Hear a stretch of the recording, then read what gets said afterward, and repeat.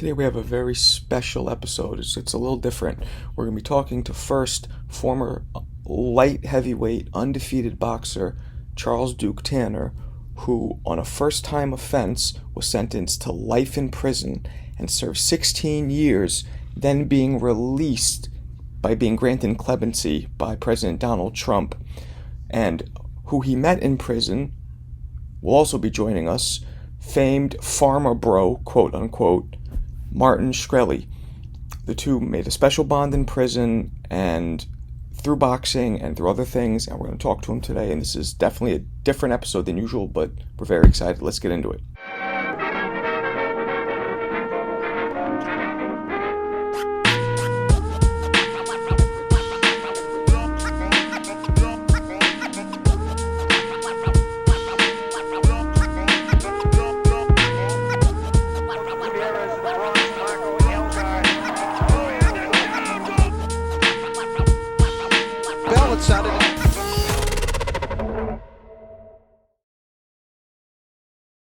I said your family's from Albania, correct? Yeah, we're Albanian. A lot of good fighters from Albania.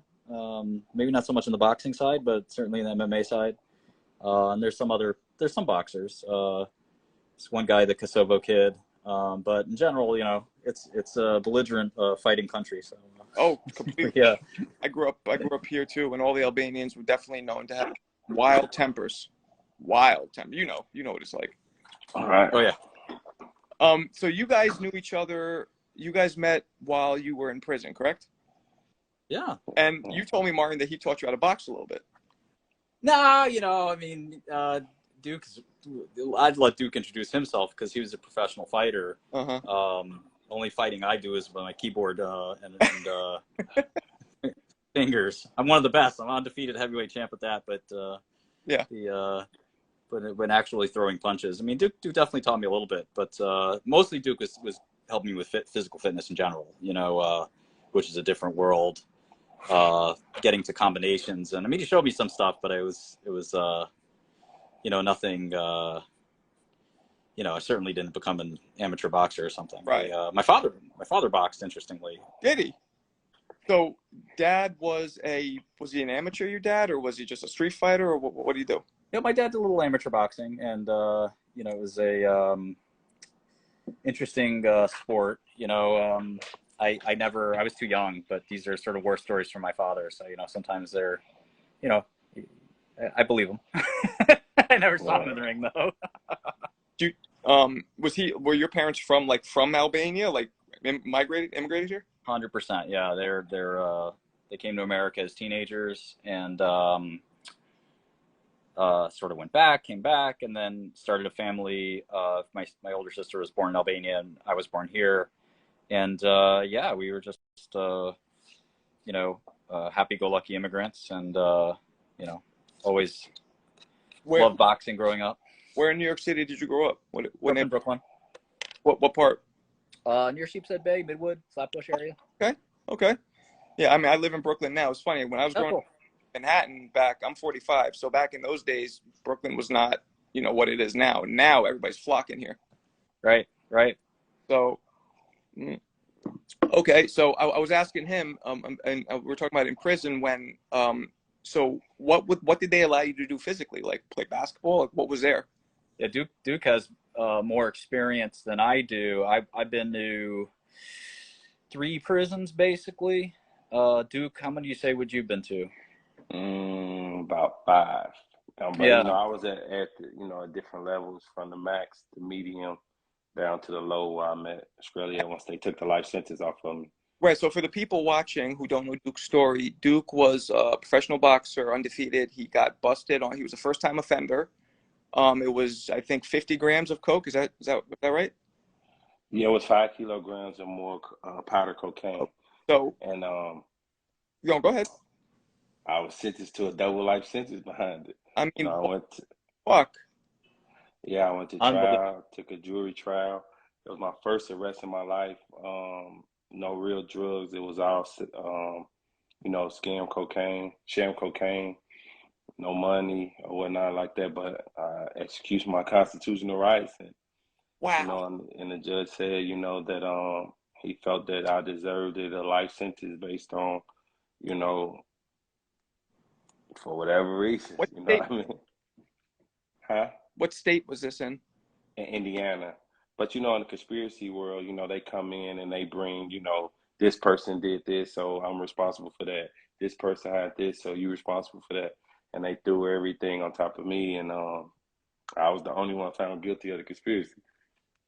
Holy really insane. I mean, overreach. I didn't understand the criminal justice system until I met Duke, and I'd already been in prison for a couple of years, and then because the way it works, and a lot of people don't understand this, is, as Duke was saying, there's the penitentiary level, which that's the place where I see some of the comments in the back of my eyes, in the corner of my eye, I should say, some snide comments, and I'm sure you get it, Duke, but I get it every day. I've been out of prison. Right. I think what people don't understand is the prison you see in movies, more or less, I don't know, Duke, you can speak for yourself, but for me, it doesn't even basically exist. Right. I don't know what you think, Duke. No, 100%. Like I said, I started off at a max, which was called the USP. I saw stuff in there that I didn't see in the streets of Gary, Indiana. You know what I mean? You were in maximum security? Yeah, because I had the life sentence. I had camp points. I came in with 4 points, but they put me in the max, and I did 8 years behind the wall in USP Terre Haute as well as USP McQuarrie. Then when they knew the life sentence was going to come off me, they hurry up and got me out. So, that was a big change as well, because we went from, you can't cut the line, you might get stabbed up. Or if you do, it's no disrespect. Right. So where they dropped me to a low to where you got guys screaming all night and doing all type of crazy stuff. So, it's a total different ball game. So people always use the term, it's like a country club, the federal prison. I doubt it is.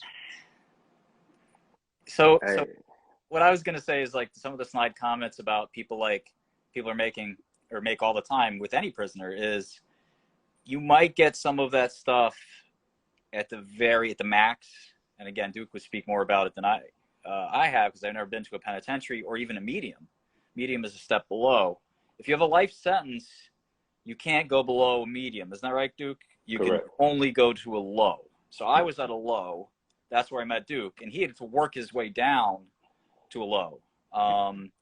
Because I got 7 years, I automatically kind of get a camp or a low. They wouldn't send me to a medium based on my crime, based on my age, based on they have this whole algorithm.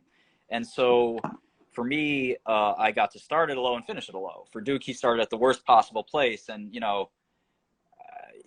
again, sort of like 4 different prison systems, and they have nothing to, sort of almost like don't have anything to do with each other other than in name. And again, that's all from what I hear. Duke actually lived it, but as he said, you'll have murders and similar heinous stuff going on at the penitentiary, from my understanding. But at our jail, I mean, man, the amount of fights that I saw that were just this versus, I mean, I was waiting for some action. I was somebody hit somebody here. It was insane. And that's a different ball game. I bet Duke probably saved me from a few fights at some point. But I mean, like how we met.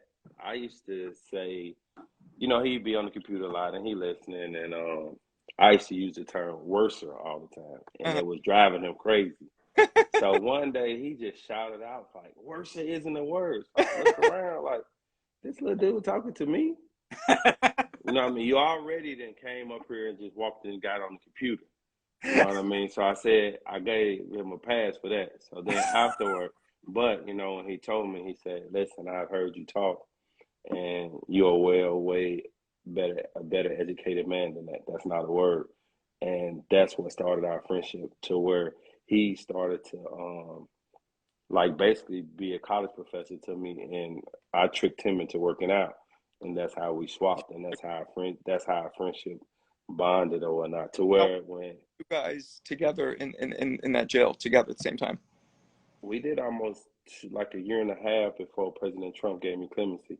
And he told me I was going to get it. He said, stop worrying about it. You're going to get it. You're going to get out of here. And we spoke it into existence.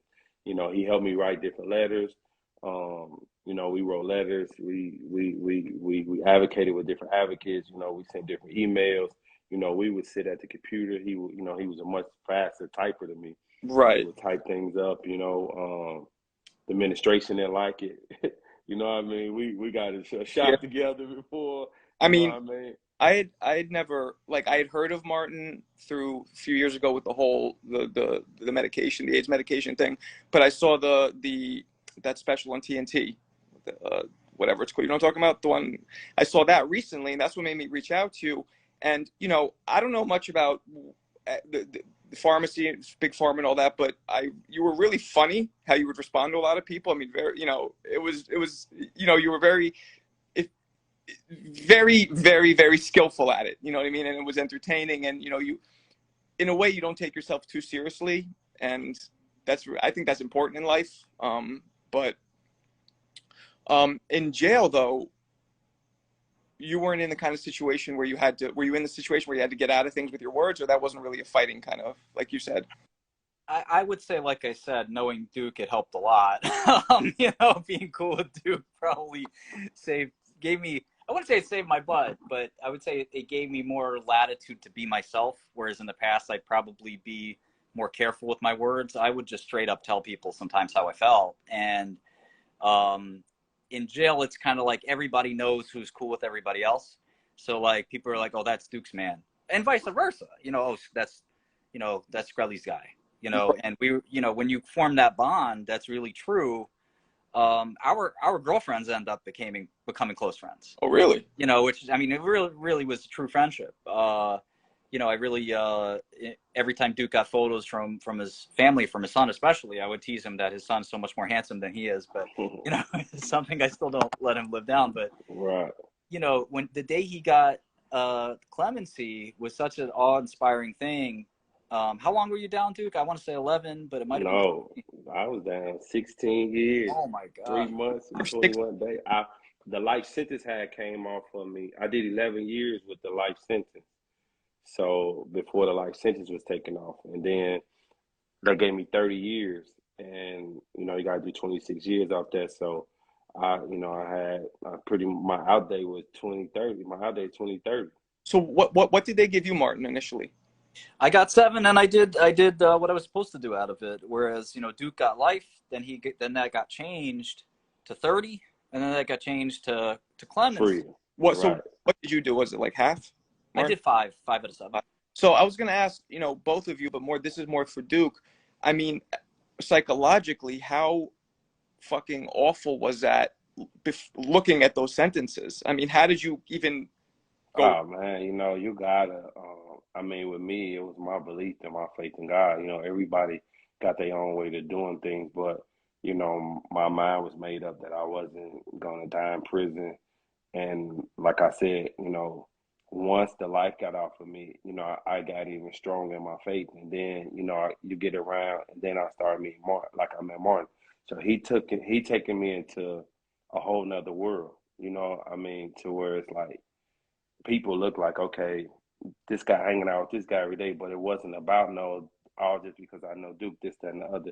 It had got a little deeper than that, to where he really wanted me to win, and he felt like, you know, look, we on here right now. He's free, I'm free. We have no ties. We don't have to talk at all, and this guy still reaches to me. So it was a friendship that, you know, that became real with, you know, with nothing hidden behind it. So that just gave me even more faith. I mean, I'm talking about, like, I literally had college books in my room that he ordered and that we were studying, and I was basically getting a whole college education. When my son was getting ready to go to school, I'm basically taking the same classes, the regular classes that he was taking through Marty. Wow. It was great because Duke never once asked me for $1. And I never once asked him for anything. That was a friendship based on, we had a lot of shared traits. You know, we came from different worlds to some extent, but not as different as you might imagine. And then also we had like a similar attitude. And remember, like, you might look at it as like, I'm sort of the celebrity guy here, but in jail, the rules are totally different. Duke's the big guy in jail because he had a life sentence, because like his name rang a lot more bells to people than mine would. So, for me, I was proud to be able to say Duke's my friend.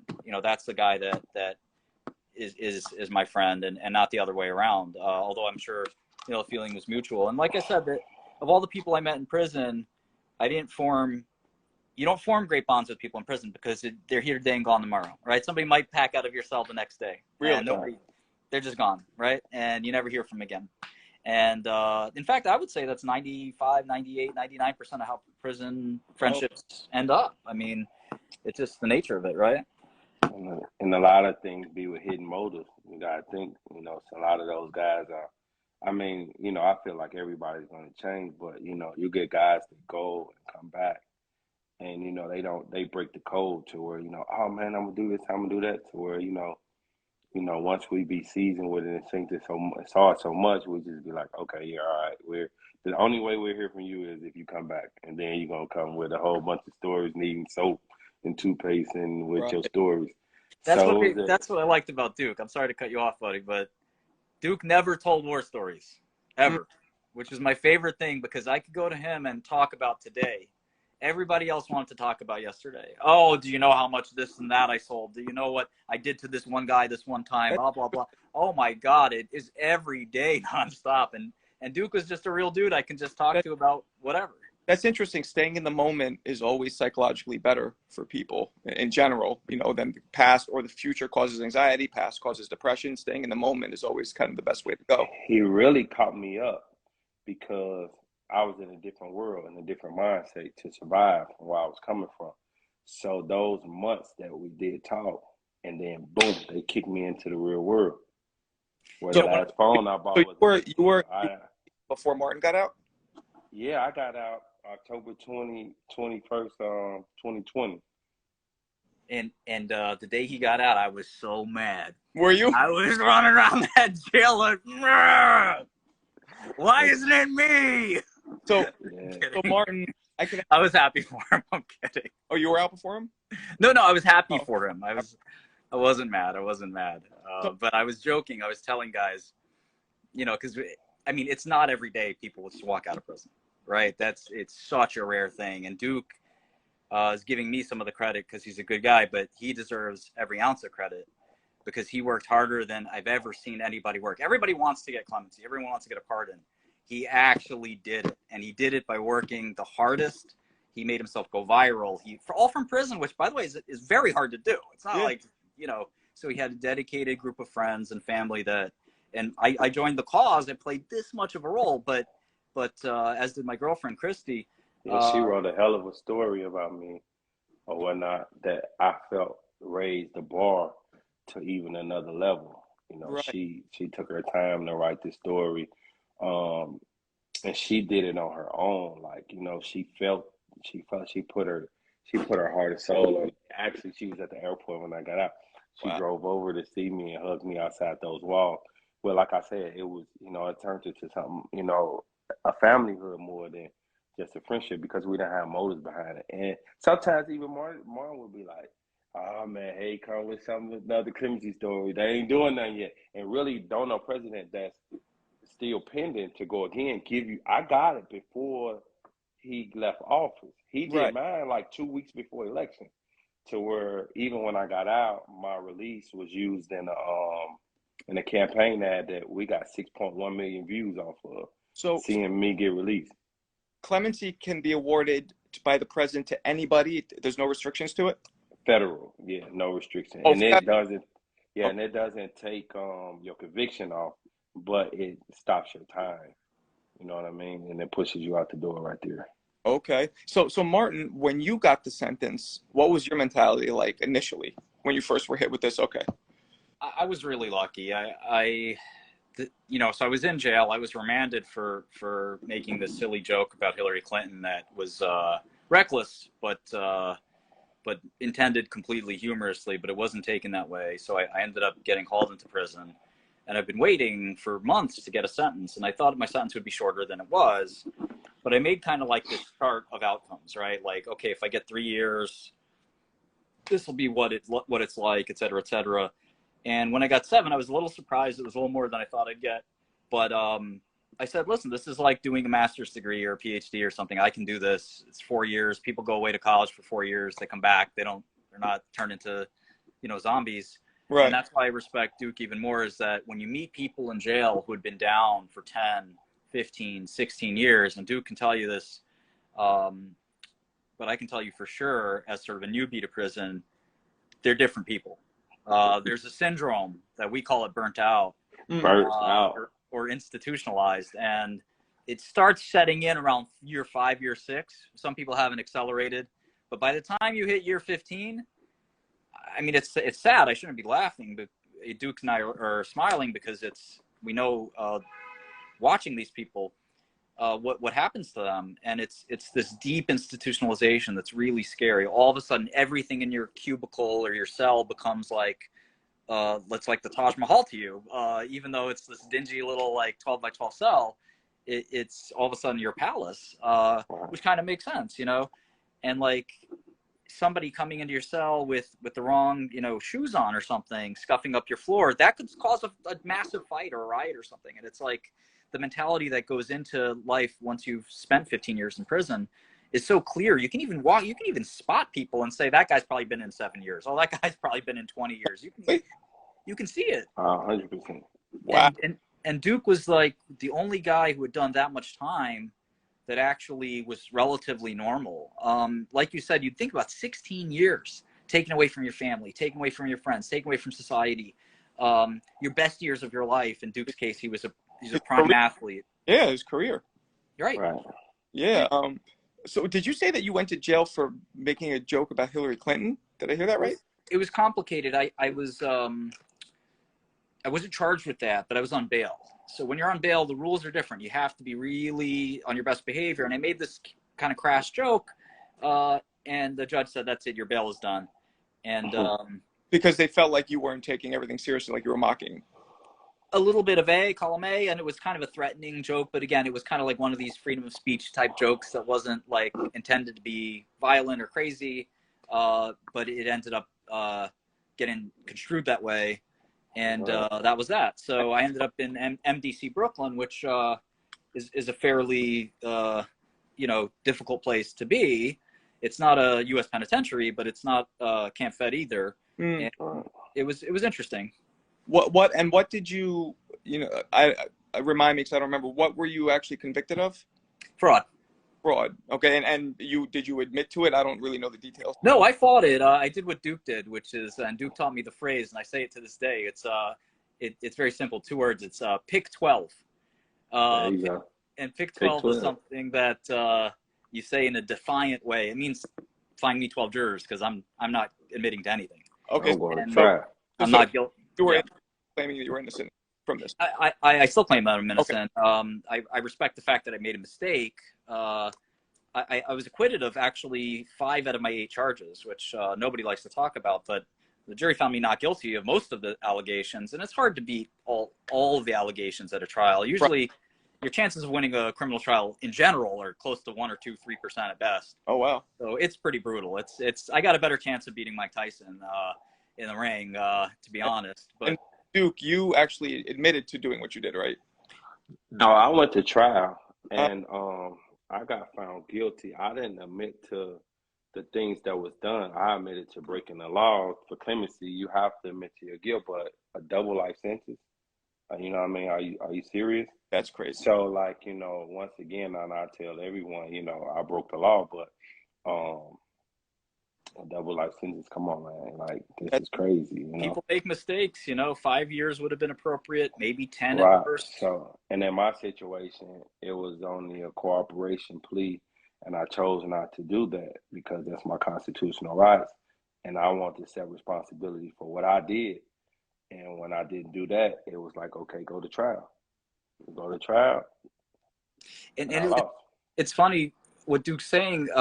The superstar lawyer, probably one of the most famous lawyers ever, Alan Dershowitz, talked about this. And funny, because Duke and I would talk about the law a lot as well. There's a lot of the constitutional law and all the trends in law Duke paid close attention to. And very few other prisoners did, because they didn't have anything to gain or lose. But Duke and I followed the law really closely. And Duke knew his law like a law student would. And Dershowitz had been campaigning quite a bit that, let's say you're charged with a crime tomorrow, and you say, and the government says, hey, listen, we'll make you a deal. It's going to be a lot easier. Just take 3 years. And you didn't do it. The problem is they might give you 10 years if you go to trial and you're convicted. Right. And their win rate is fantastic. Right. So you might say, you know what, and your lawyers will tell you, listen, man, 3 years ain't that bad. You'll do 2, maybe 1.5. Just go. Just do it. I don't want to see you get 10, 15 years. And it's really wild because, you may or may not be innocent, but what's important is, will you win? And will the system find you innocent? Right. And, they basically will punish you for trying to say what we said, which is pick 12 jurors because we're going to try our hand. So and the thing about it is, it's the just sentence. So it's one thing to get found guilty, but, give a just sentence. And since I've been home, I came up with a saying that it's like medication. You get diagnosed with a sickness. The doctor's job is to, give you medication to fix it. Okay. If he give you medication and it's not strong enough, you end up coming back because you're sick again. They give you a stronger dose. But if he give you the right medication, you fix, you well. Right. But if he give you too much, you can overdose and kill yourself or be mentally messed up. And that's what they're doing in a sentence. The system said by the guidelines, the federal law, I should have got 5 years, 10 max going to trial. Right. And I get a double life sentence. Doesn't make sense.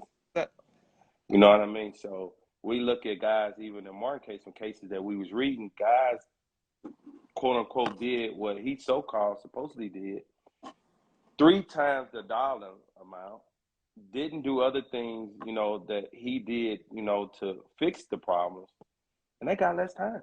Well, I feel like, Martin, do you think in your case it had to do with what happened with the AIDS medication, and then how you would kind of, you were very humorous, you would kind of poke a little bit. Do you think that had anything to do with the sentence or no? Most people think so. I'm like the eternal optimist and almost like naive, and I think meeting Duke actually cracked my optimism forever, because it showed me that there's still people out there that, will not be fair. And judges are supposed to be the epitome of fairness, right? Justice is blind and all this stuff. And, I got to tell you, one of the things that I couldn't get out of my head going to prison is prison's about, the statistics differ on this, but anywhere between 60 to 80% minority. And it's a really difficult thing to watch.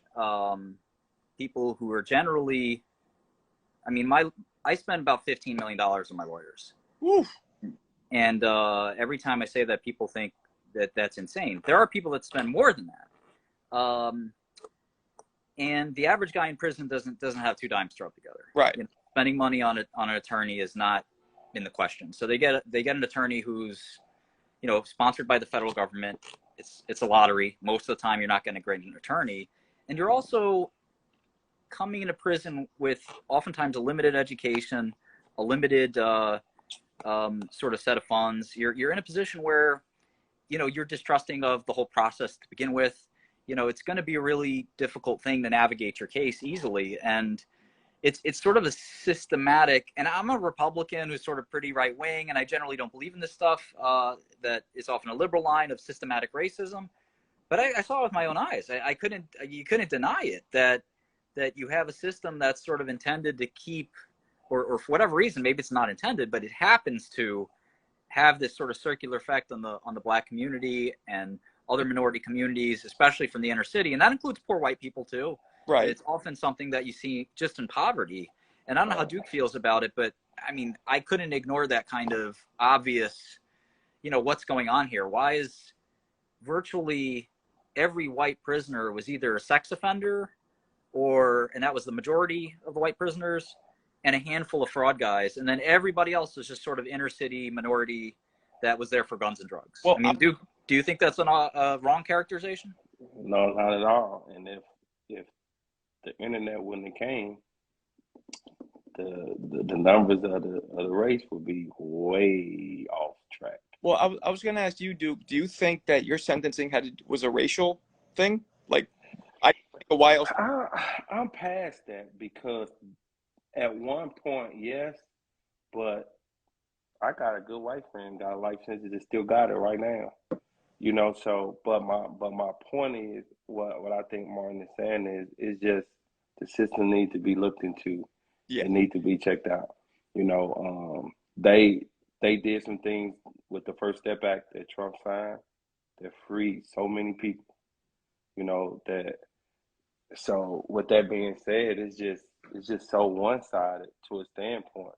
But yeah, most of us, I believe it was like a power struggle with me, to be honest. More like, nah, you're gonna do this because you got this and this going on for you, and if you don't, you'll never get in that ring again. You'll never see your son again. And that was the pressure that I had. And like I told Marty, well, I'm picking 12. We finna go see Right. what happens. And Guess what? And then in a way, the DAs almost get, or whoever prosecutes almost gets spiteful, like, oh, you're going to make me go through this? Now I'm going to hit you with the exactly. Yeah. Marco, can I ask you? Yeah. So often you hear about, and this is again from I've been doing Mayweather fights. I like boxing, and I want to talk about boxing. But and this is my segue, is many times you hear about, and you see it in movies, and it's probably trite at this point, but you see the boxer training in the hood, and he said, "This is my way to get out of the hood," right? And you hear that every day. And invariably, not everybody's a good boxer, and there are people that want to get out of the hood in other ways, and they do it illegally, and they end up in prison, and ultimately there's no real path to recidivism, to redemption, where in prison there's the reason I was working with Duke, teaching him all kinds of subjects, is nobody else was doing that. There's no school in prison. There's no way to actually help people get up and sort of get them into a position where once they leave prison, they can do other things. Right. I think again, you see that sort of very trite, almost done to death in film and stuff like that. Oh, Johnny's a boxer. He's going to take his mom out the hood and his little brother and, all this and that. And it's a teary-eyed movie. But the reality is there are millions of people like that. And I think the system that we have in the prison system is messed up. But it's also the system before the prison system, and all the other things that end up leading to people end up going to prison. And I sure hope that the White House does something. And this current White House, unfortunately, hasn't done anything from what I could see, Duke. I don't know. Right. No, it hasn't done anything. And like I said, it comes to that. People come home, and I'm a prime example. Like, the technology was so fast for me. So you didn't have any kind of technology those 16 years? Nothing? What I learned was from Martin. Like, we had, I had to trust someone to really show me how to set the bank account up and put it on my phone. And you see it in the message earlier. I didn't know what you was talking about when you said link in. So I'm like, call me, explain it to me. I don't know what you're talking about. Like, what's right? Yeah, but in a way, it's sad because it's so much money being put into these systems. It's not going for it. They don't have to take the programs, and there's really it's none there anyway, so if you don't kind of self-motivate yourself and self-teach yourself, you won't get anything at all, and you'll come out either the same or worse. Not worse, right. Worse. I mean, you seem like you have a good head on your shoulders. I don't know if you have PTSD from that whole thing or what's going on. I can't imagine. I don't know. I might got it, but we pushing through it. Like, since I've been home, it'll be 2 years in October. I got to drop my son off to college. I got to, I'm in this life 100%. I got my own place. I got a clothing line starting. I got two box trucks going. With Freedom Transportation, 20 and 0, Freedom Wear. We created a legging that I talked to Marty about when we talked about this in prison. And he was just teaching me different things, how to market and just, how to be business. And he said, you got to be who you are. And, you hire everybody else to do everything else. And it's your job to get the people. You're a people person. So I'm doing that. And I'm getting a little settled. You're here. I'm so happy. Yeah. Yeah, so and I'm gonna fight one more time. I got one more in me. I gained a little weight or whatnot, but you know, I know how to get it off. I came home, enjoyed some nice food. You know, 2023, I'm gonna do something. Because I had read, you know, I did some research on you, obviously, and I had read that you were making a comeback. You were planning a comeback fight, and I saw that it didn't happen. At least it's not on BoxRec. So I was curious what the deal is. No, what happened was they gave me a hard time with my license. You know, that's just how the system goes. You know, I come home and had to pay a fine. You know, they had suspended me and for catching the case. And I'm like, you know, I mean, what is this? So, you know, it was up there first, so we fighting back and forth, but At the state of Indiana. the Indiana Athletic Commission? Yes. Okay. But it was all over. So, but, you know, You the can't be state of the first Indiana. boxer to get a felony. Right. And they find me, and then actually, but the state of Indiana work with me. You know, I mean, the one lady that's over the boxing now, you know, take my hat off to her. She fought for me. She got the fine down the lowest she could, and everything's getting settled now, so I'm good. The fine has been paid. So we're in process of getting a full license. I just got to go take a physical. We get the license, and we looking for 2023. Okay. So you're gonna have one fight, or you want to have a few? To be honest, man, you know, I keep looking at all these guys jumping out here, man. You know, I'm looking into one of those YouTubers. You know, Floyd was a little guy. You know, I think I could get to like 210, 220. You know, I'm thinking about one of those brothers. And so now it's out in the live and in the opening now. So, Well, you know, if one of them wants to smoke, they can come and get it. What do you weigh now? I like a lot 250. I could get down to like 220 easy, 210, 15. How tall are you? 6 foot. Okay. You know, Jake Paul is going to be fighting Hassan Rahman Jr. Yeah. Yeah, Tommy Fury pulled out, or he had some visa problems, which I don't really understand because he's affiliated with an Irish mobster. I don't really get what that meant. But he pulled out, so now Jake Paul's going to be fighting Hassan. So Jake Paul would be a good fight for you because... Yeah, because he's like about 210, 205, right? Yeah. Guys, yeah. That's the one I'm talking about, you know. So if he hearing this, you know, you could contact me and we could set it up. So let me ask you this, and I ask everybody on our show. Now I know this is a bit of a deviation from the normal show, obviously, but I always ask my guests this, and I'll start with you. Who are your top 5 greatest fighters of all time, Duke? All right. So, you know, Muhammad Ali gets it off the top. Roy Jones is my favorite fighter, though. You know what I mean? That was the guy who I was having a dream fight to have with. We was in the same weight. I fought a guy that he fought before that I beat. His name was Snow. His last name was Snow. Kenny Snow. Okay. It was like one of my toughest fights. You know, they put me in early. He was an older journeyman, but it was a fight that we were supposed to have about 4 fights down. And they ended up bringing him in early, and I learned so much from him. I saw some of your clips, and you were vicious. Left hook to the body was no joke. That was my trademark. Yeah, you like that one. I love it. You know what I mean? So, but like I said, Roy Jones, Muhammad Ali, Joe Louis, Evander Holyfield, and you know what I mean? You got to give it to Floyd. But with these young guys, the baddest guy out there right now that I love, Terrence Bud Crawford. You know what? We're gonna get to that. We're gonna get to that. Let me ask Martin. Do you have a top 5 greatest? Sure. So mine is a little different. And again, I'm not a boxing expert, but one of my favorite fighters, probably my favorite fighter of all time as a kid, I really looked up to and respected, and you know, did the whole mirror thing, pretending I was him, was Evander Holyfield. Was definitely one of my favorites.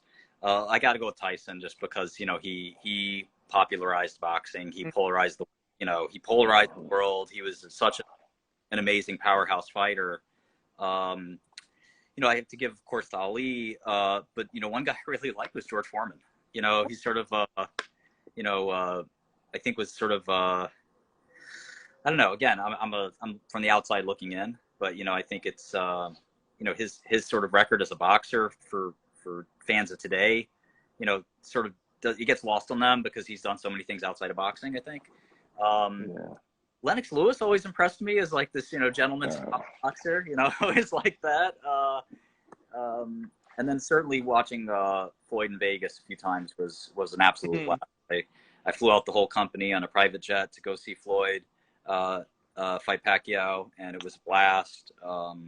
we got a taste of the whole like prize fight feel kind of thing, you know, sitting next to Nicki Minaj and Dave Chappelle and that whole like world of like the big fight, you know, kind of thing. We experienced it and it was a lot of fun. And next time there's a huge fight like that, I think I got to take Duke out on the private jet and we got to go do it up.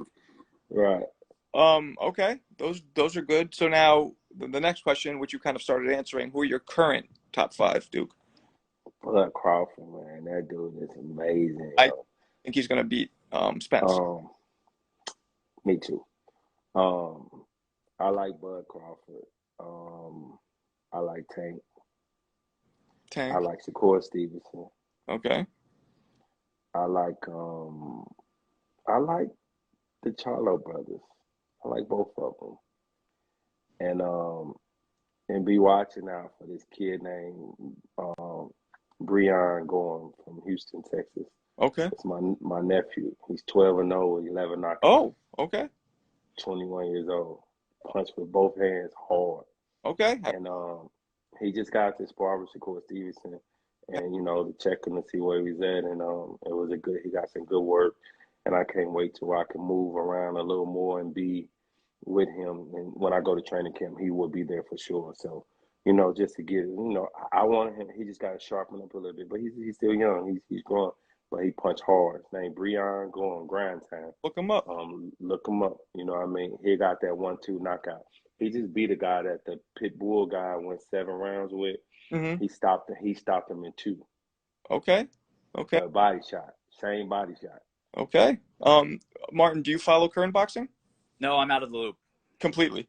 I'd like to get back into it, and I have a question for you about it, but it's your show, so I don't want to... ask me. Go ahead. Well, I'm curious how you view the celebrity boxing thing. So I can understand Jake Paul, and, you know, this guy's super fit. He looks like a pro to the naked eye, right? He's fighting with pros, and he seems to be holding his own to some extent. Again, I leave the expertise to guys like you and Duke. But help me understand on the lower level, are people doing fights? And the reason I ask this is there's a rival of mine, you know, kind of, you know, similar profile, super duper rich, you know, big shot, big mouth.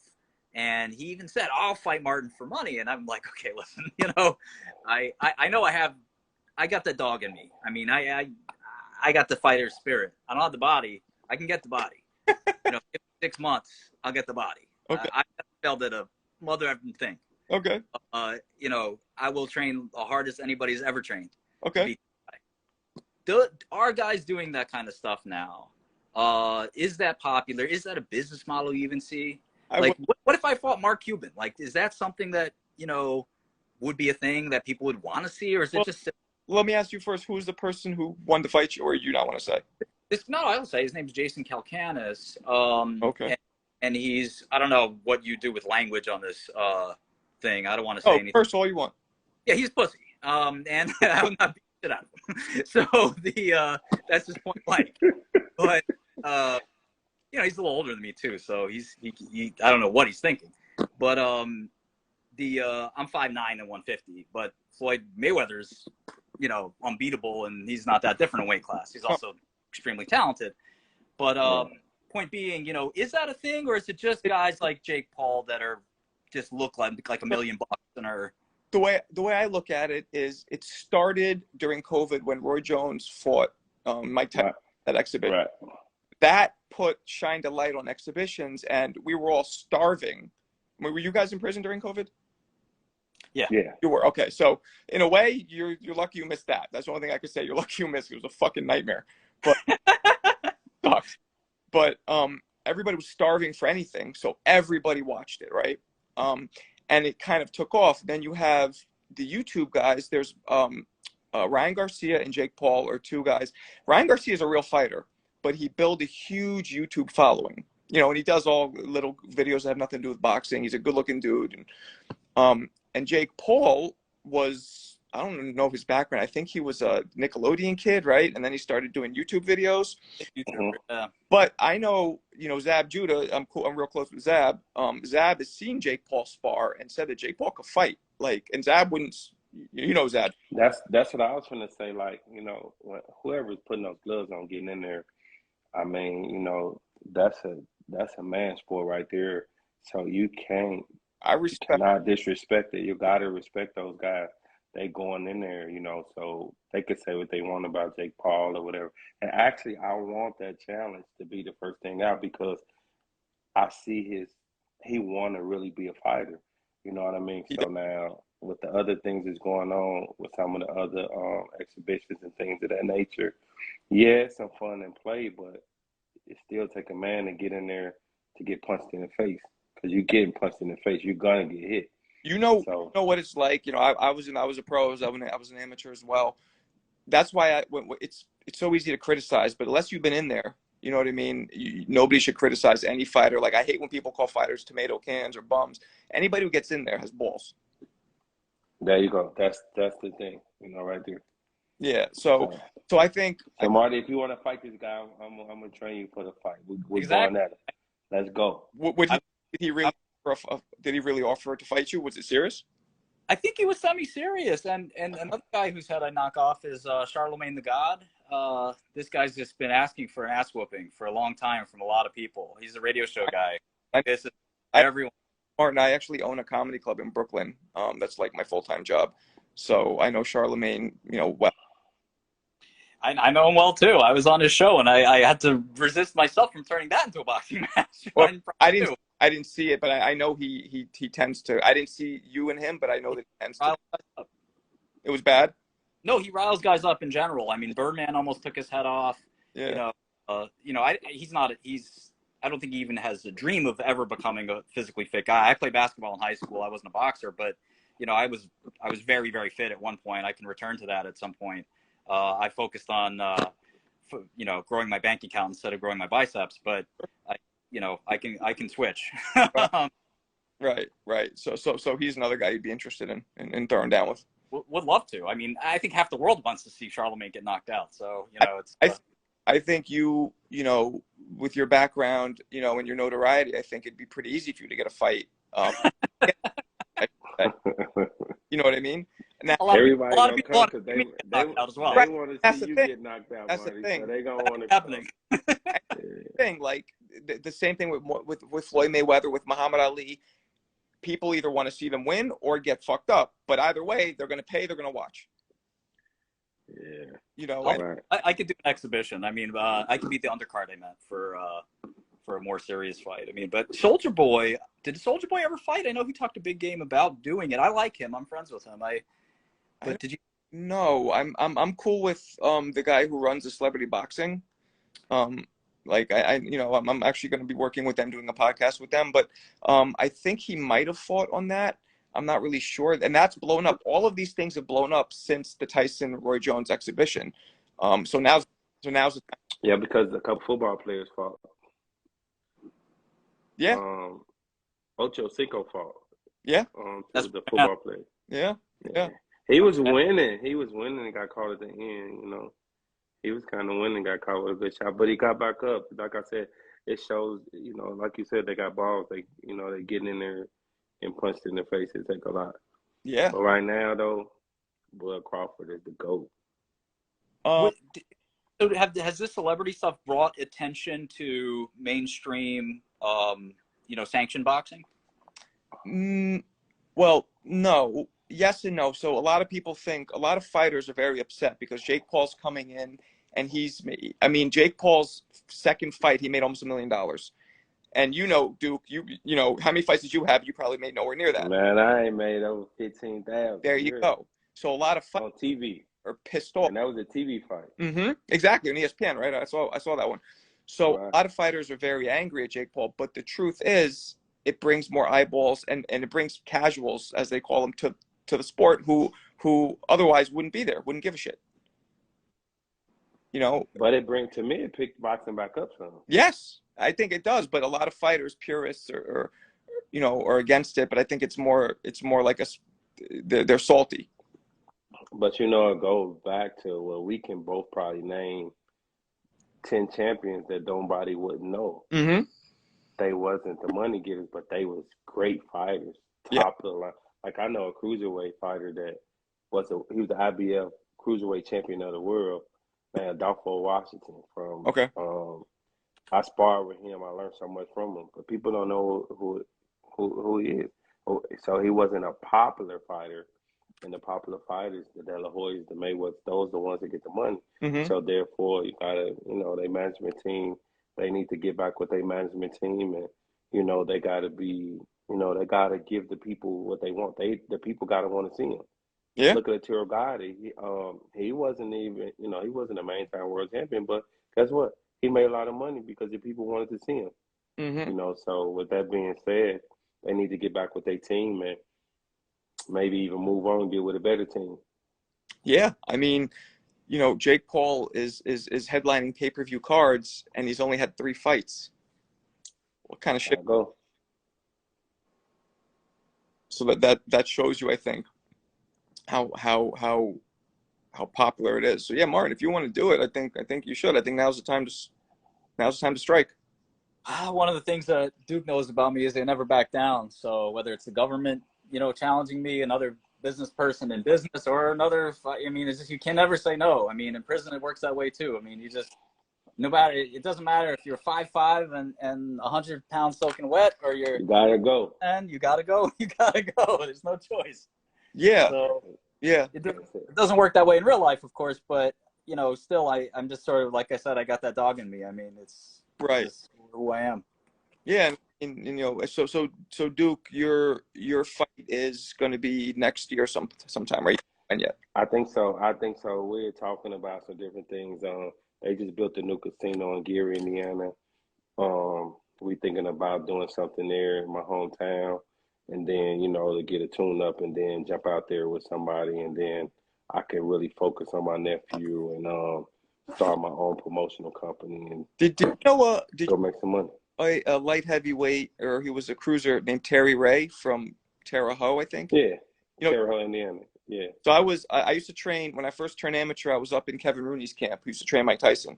So it was me, Sam Rockman Sr., and Terry Ray. Was a bunch of fighters were up there, but I remember Terry Ray was up there, and I just figured you might have known. So he was actually a prison guard at Terre Haute. He was? Yeah, because that's the reason why they wouldn't let me go to the medium, because by him being there, they figured it'd be, you don't supposed to know nobody who worked there. But he worked his last, I mean, I want to say he was there for like about 10, 15 years. He was working over there as a prison guard. And this is while he's an active fighter. So we're talking about how much money. He wasn't a fighter then. Oh. He wasn't a fighter no more. This was like, I mean, Terry, I left the USP at 14. So he was at the medium over there, maybe from like 8 or 6 to like 14. Right. He was there when there was a penitentiary, but then they made it a new penitentiary, and they kept the old one and made it the medium. He worked there. Okay. Yeah. Well, guys, man, it was really fun talking to you. I'd like to do it again, especially when you have your fights, respective fights possibly lined up. We could that'd be great. We might make this Jake fight. Marty might promote the fight. You know what I mean? Who knows? We're gonna talk. He might become a promoter. I don't want him to fight. He can just get in promotion business. That. Yeah, I could fight with my mouth better than maybe. I think he'd be a hell of a promoter. I saw him in action. Yeah, right. And Martin, I'll message you in the back channel. But if you ever want to come by the comedy club, I don't know if you're doing stuff like that. Yeah. My pleasure. Thank you. Man, it was an honor, man. Thank you, Marty. Thank you, bro, man. I'll be talking to you, man. You guys take it easy. Thanks. Okay? Take care, guys. Appreciate it. All right, I'll be.